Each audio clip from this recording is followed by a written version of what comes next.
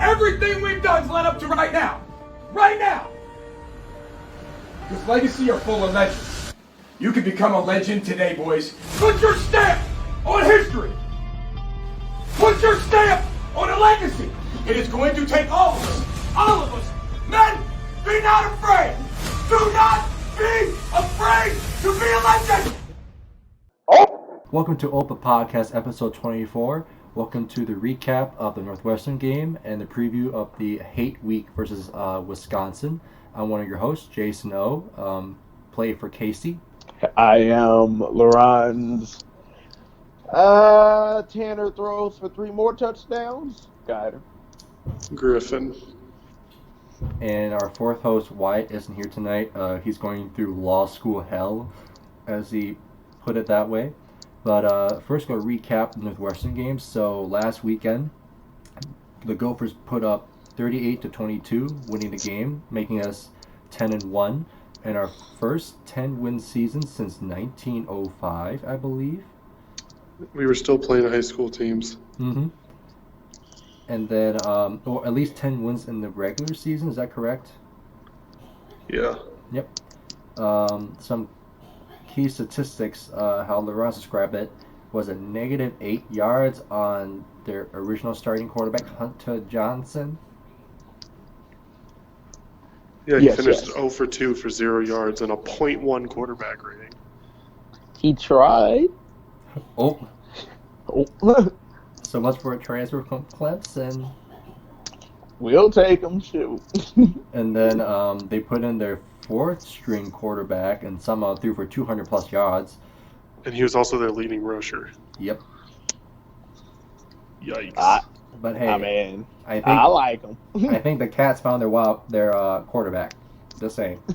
Shoot, he was basically a Wildcat, let's be honest. True. You could drop some dimes in there.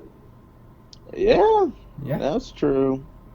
And then our Lord and Savior, Captain Morgan, was back after going through concussion protocol, was 15 for 23 for 211 yards, threw for 4 touchdowns and 1 interception. You know, as great as he was, I still blame him for all 16 or 22 points that were scored because they didn't start scoring until he threw the safety. Yeah, he should have just ran that. But also, I will say on the interception, I do not think that was his fault because I watched that game and Rodney Smith most definitely tripped on his route. And I believe he was throwing right to Rodney. It's like if you have the chance in practice to go up against Kamal Martin, Thomas Barber, who are some of the best linebackers in the Big Ten, you can read that route pretty easily, at least from Tanner's end. So I do not blame him for that whatsoever. Yeah, no, that was, and not only Rodney literally had no one covering him, he just tripped. So I was like, oh, okay, whatever, fine. Some more fun things. This game also broke many Minnesota records. So Tanner Morgan now has a season total high of 26 touchdowns in the season, which passed Adam Weber, which he was tied with the week before during Iowa. So kudos to Tanner Morgan. And then Rodney has eclipsed 1,000 yards this season, along with Tyler Johnson and Rashad Bateman surpassing 1,000 receiving yards respectively. And all of our rushers that, other than Tanner, had at least 5 yards of carry. Mm-hmm. We love this energy. This is good energy. Big Ten running energy. Also, Mr. Antoine Winfield Jr. Amen. Led the team in tackles, 11 total, 9 solo, 1 sack, and 1 tackle for loss. I'm not saying I'm offended that he's not a Jim Thorpe Award finalist, but I'm offended that he's not a Jim Thorpe Award finalist, considering he has more interceptions than the 3 finalists in the Jim Thorpe Award combined. I don't know why I mentioned that anyway. Also, I think our special teams, at least from the specialist side, Michael Lance is back with 1 for 1 on field goals, 5 for 5 for extra points. Jacob Herbers only had a punt once with a 42-yard average. Demetrius Douglas was on punt returns and then came right on kick returns. But unfortunately, Demetrius did fumble twice, but we didn't lose it. So you could take that for what it's worth. Larranz, are you benching him? Oh, I'm benching him. I'm putting Rodney back there. It's his last game, and we have depth. Let's go. Give me a Rodney touchdown return. Give me a Rodney touchdown return just to let them know we're there. All right. So anything else from Northwestern? And Northwestern's a bad team. We beat them. Yay, 10-1. On to the team that actually can hit back. All right. Next up, it's X Week. So you're now number 8 ranked Minnesota is going against the number 12 ranked Wisconsin, according to the College Football Playoff Committee. We're currently 10-1, and Wisconsin's currently 9-2. But in terms of records in the Big Ten, Minnesota is 7-1, Wisconsin 6-2. Essentially, whoever wins this game will be the Big Ten representative in the Big Ten championship title game. And we are hosting college football game day for the first time in school history. We love that energy. But major thing, it's our senior day as well. So let's go through some seniors. So first off, Rodney Smith.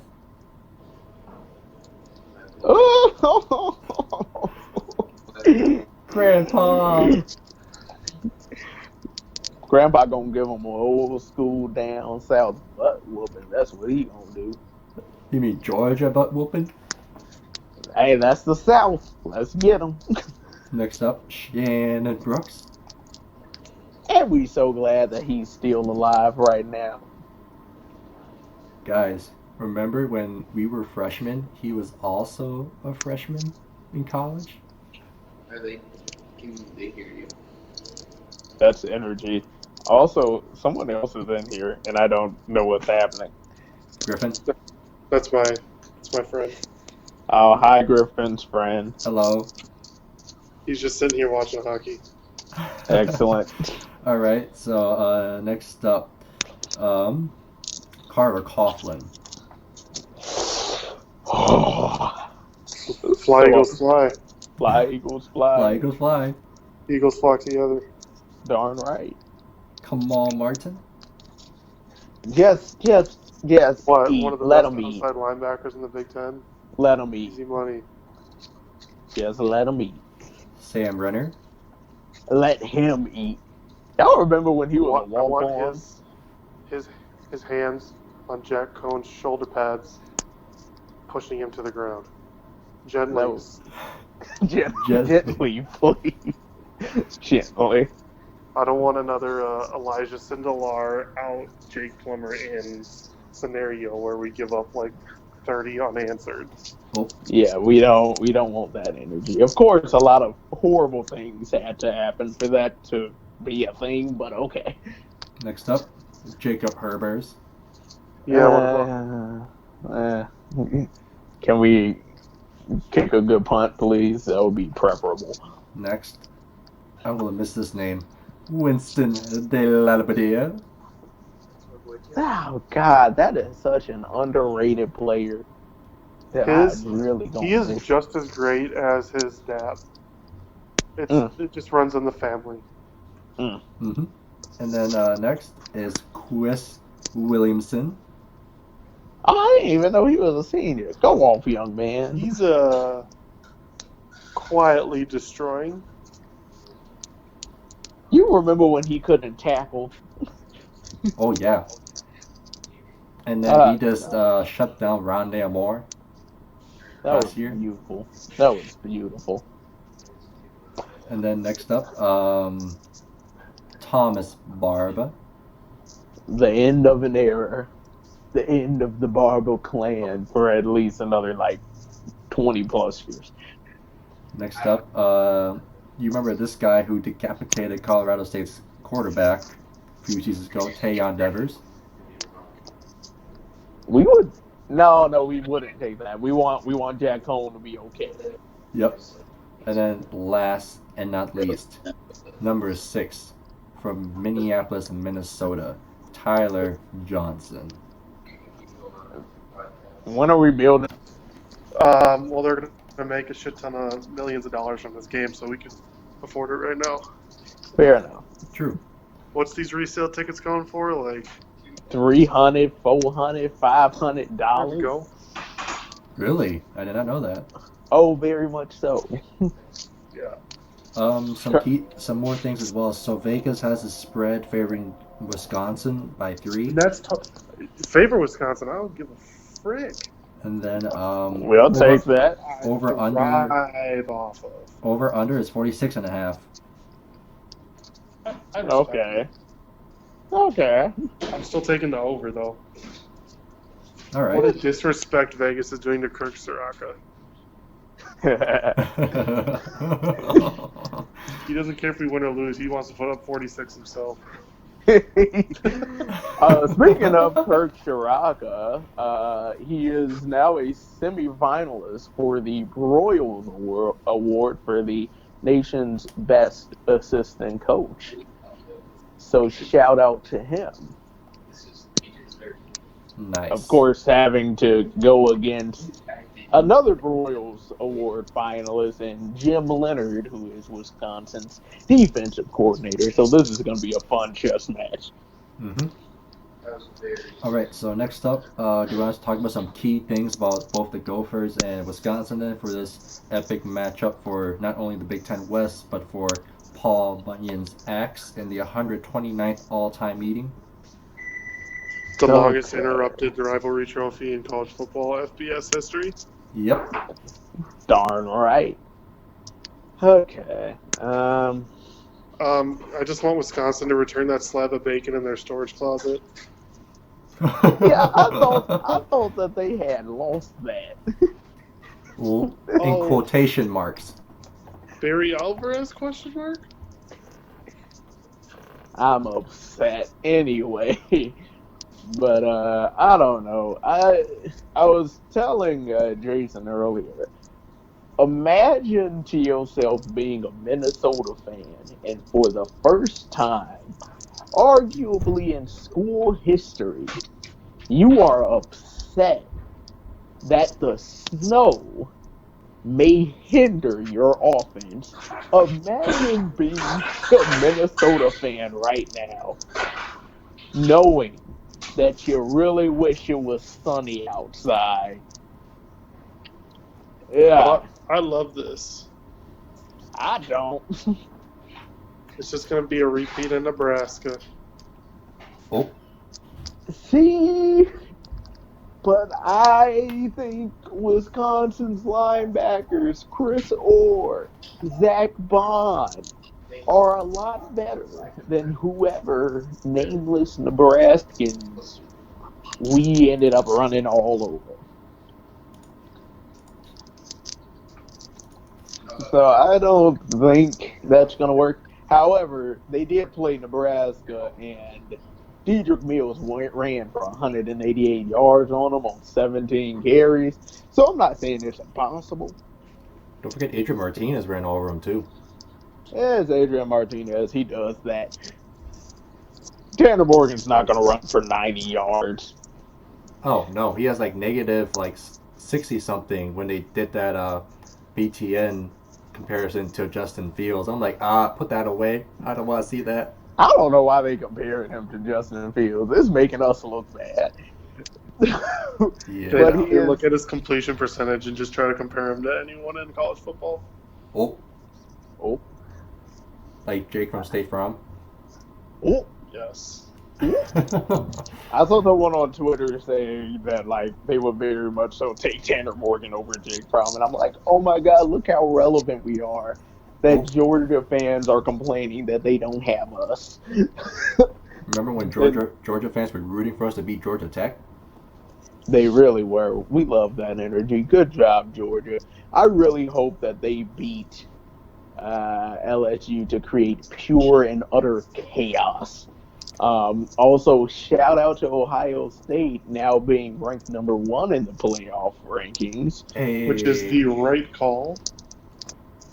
It is the right call, and more importantly, it is the best thing that could ever happen to Ohio State, because if everything shakes out the way I think it's going to shake out, you know who they don't have to play in the semifinal? Frickin' Clemson, who I think is just quietly the most terrifying team in the country. Quietly. But they Even just with their gonna let strength of schedule. Oh, yes, they are sleepwalking through the ACC. No Utterly more Mr. sleepwalking. Third Down, though. Huh? No more Mr. Third Down. That's true. However, are you aware that for some reason on defense they are statistically better than they were last year, which I think is appalling. So there's that. They don't have to play that. But anyway, back to this game, the one that actually matters. I still fear Mr. Jonathan Taylor, who's in his 3rd season, over 1,600 yards rushing so far in the 11 games he played. I think he's run 3 consecutive 200-yard rushing games. Yeah, and I'm not sure how the hell we bottled him up last year. Swarm. Just wherever he had the ball, just hit him. Also, making damn tackles, looking at the Iowa game. Oh. Griffin, are they doing tackling drills this week? Yes. That's God. Because I've been watching, and I'm like... And I'm about to watch 3 hours of it. Not 3 hours, like hour and a half of it tomorrow, so... That would be nice. I think... Okay, so the thing is, last year, why I said Joe Rossi is brilliant, is no, we didn't stop Jonathan Taylor. We slowed him down. Yep. And more importantly, I think we made him irrelevant to the game. Like, sure, he got his yard, but he You want to make him irrelevant when your quarterback's Alex Hornibrook. That's fair. And I think it's kind of the same thing with KJ Hamler and Pat Fryermuth from Penn State. Both of them got their yards, but not a single one of them touched the end zone, making them irrelevant, which is to say they tried to make literally anyone else beat them. So then, from our perspective on Minnesota's side, so if Joe Rossi can game plan the hell in slowing down Jonathan Taylor, but also making Jack Cohn try to beat our secondary, is going to be the key for us on defense to win this game. First play, I want a safety blitz. Antoine! I want him to fear us from the start. I like that energy. That's the energy we need during a hate week. No, we were Consequences be damned. We were talking. Every first down, send an extra man. No, so we were talking off. Early. We were talking off air. We were like, this is the game that Sam Renner and Carter Coughlin being on senior day. Oh, and Winston De La Boudier should just go 8. Just go hunting. I think, because here's my thing, okay? If it snows and it rains, it's just going to be a battle in the trenches. And occasionally a quarterback is going to have to make a play. Now, I just feel, and I think the entire freaking country would back me up in saying that they would much rather have Tanner Morgan than Jack Cohn in that situation. My thing is, what is Wisconsin going to try to take away? Because their secondary is currently, well, I mean, it was bad to begin with, but now it's in shambles due to injuries, right? And so I know full well they have not a single person in that secondary who can man up either one Tyler Johnson or Rashad Bateman in man-on-man coverage. Not for a whole game, not even for a whole half. They don't have the star power in the secondary to deal with them. My question is, will they leave an extra safety in the middle of the field in order to protect their secondary, or are they still more concerned with us running the ball?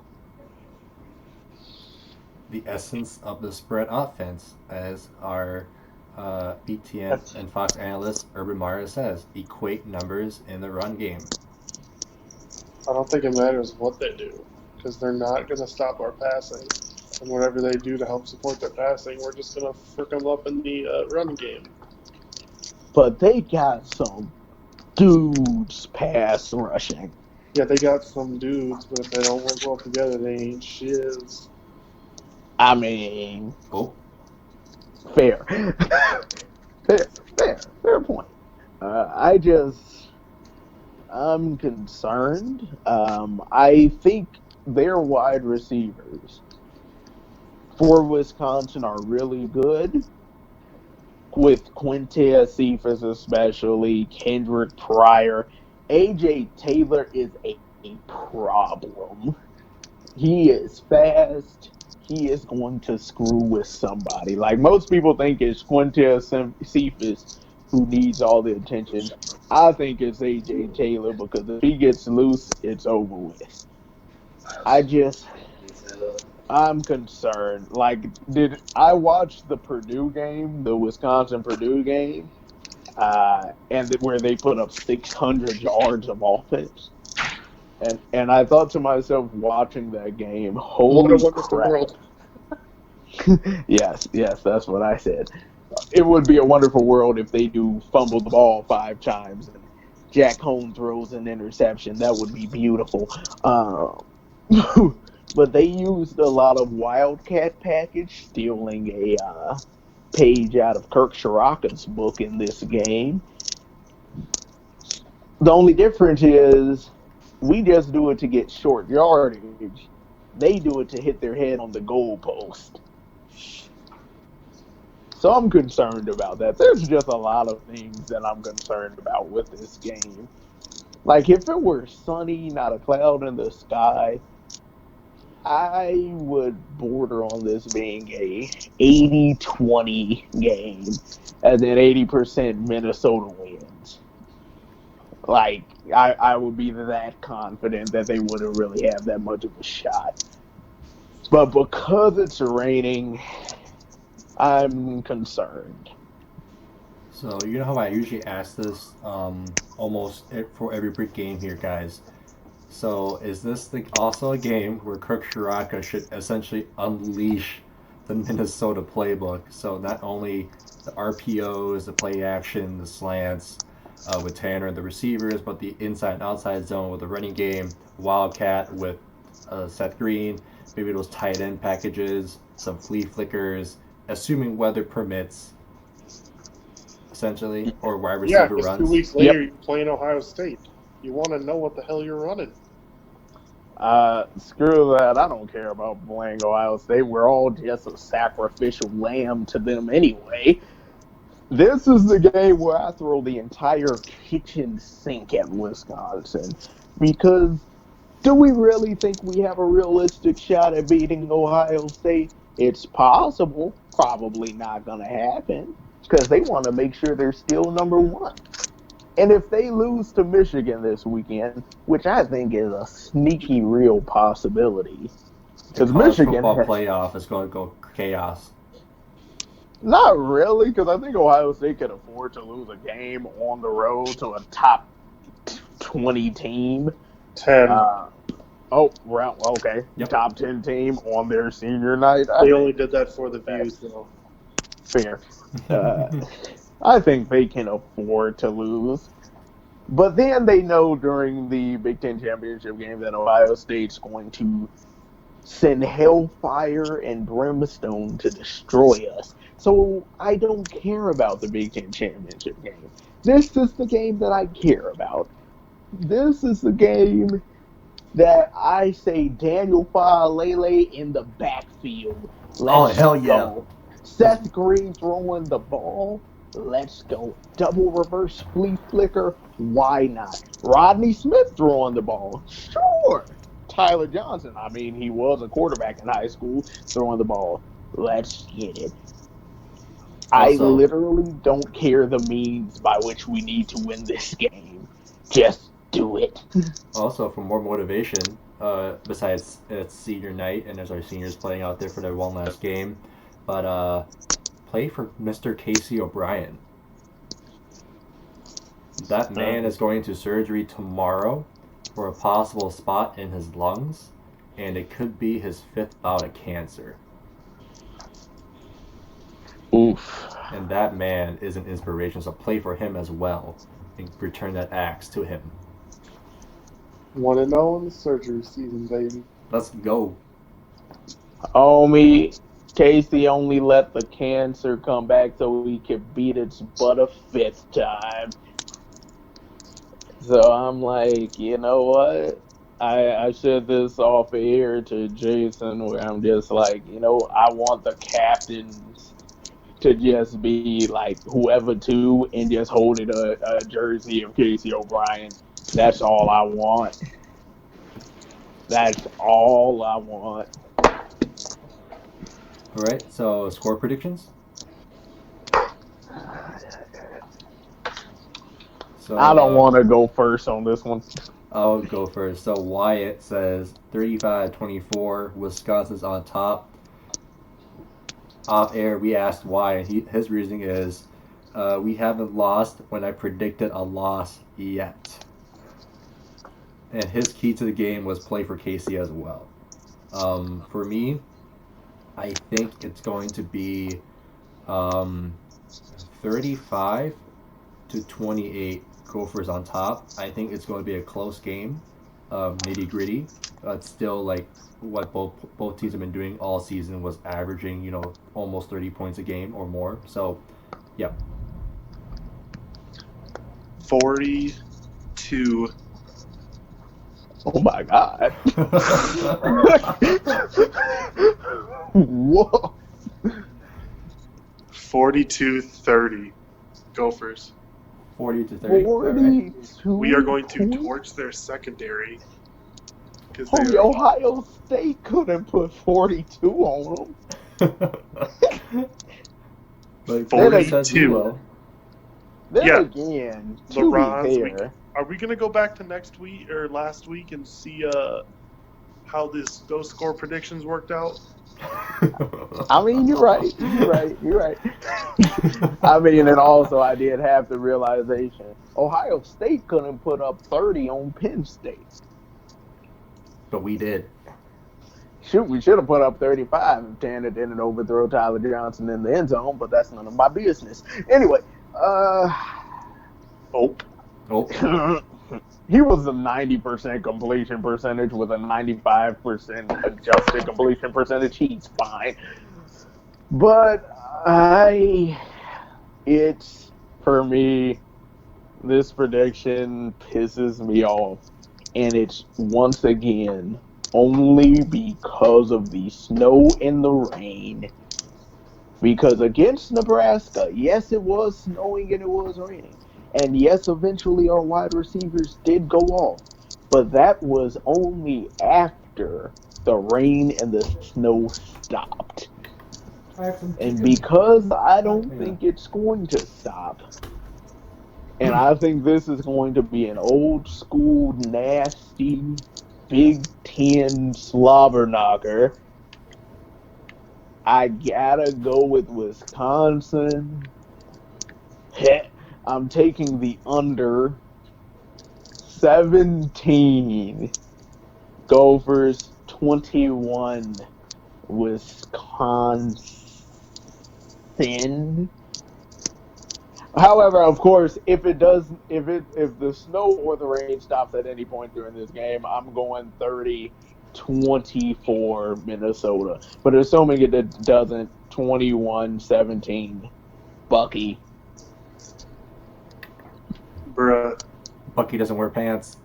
He doesn't. Bucky stinks. He really does. His face is weird, and I don't like bullying. Fuck the Badgers. Buck the Fadgers. That too. All right. Thank you to all our fans listening in on episode 24 Open Podcast, a special edition for this last week of the regular season for college football against our longtime rival, Wisconsin, for Act Week. 10. So we'll be going off air to get some relaxation, celebrate this Thanksgiving holiday coming up this weekend. So please enjoy your Thanksgiving. And again, my name is Jason, and we're for sure hella playing for Casey O'Brien. Oh? My name is Larranz. Rain, go away so we can keep the axe another day. Guider. Griffin, see you in Indianapolis most. And we see you guys next time. And oh. Oh. Oh.